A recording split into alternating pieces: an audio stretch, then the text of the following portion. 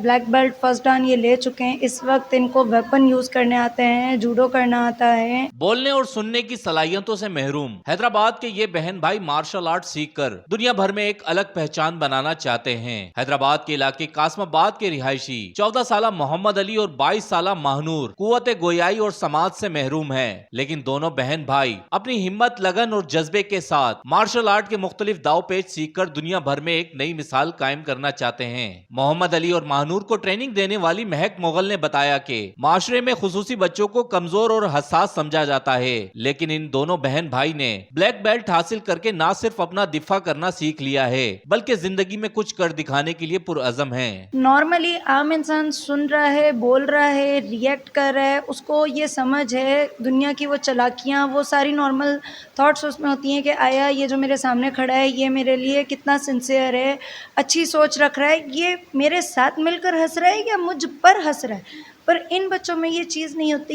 ये सियासत, ये सब कुछ नहीं होता। तो इसलिए इनके लिए सेल्फ डिफेंस आना बहुत ज़रूरी होता है ताकि ये अपना दिफा कर सकें। कभी कभी हमारे साथ एक प्लेट में खाने वाले लोग भी हमारे अपने नहीं होते। महक मुगल का कहना था कि हुकूमती सतह पर खुसूसी बच्चों के लिए कोई इकदामात नहीं किए जाते, जिसके बाइस इन्हें अपने बेहतरीन मुस्तकबिल के लिए कई मुश्किलात का सामना रहता है। गवर्नमेंट का इस साइड पर रुझान बहुत कम है, बहुत ज़्यादा कम है, क्योंकि मैं इस फील्ड में इतने टाइम से काम कर रही हूँ, बहुत अच्छे से जानती हूँ। गवर्नमेंट नहीं देखती स्पेशल बच्चों को, बिल्कुल भी नहीं देखती। हाँ, इनको एज अ कवर यूज़ ज़रूर कर लेती है कि जी 2-3 बच्चे आगे खड़े कर दिए कि जी स्पेशल में वर्क हो रहा है। स्पेशल में वर्क कहाँ हो रहा है?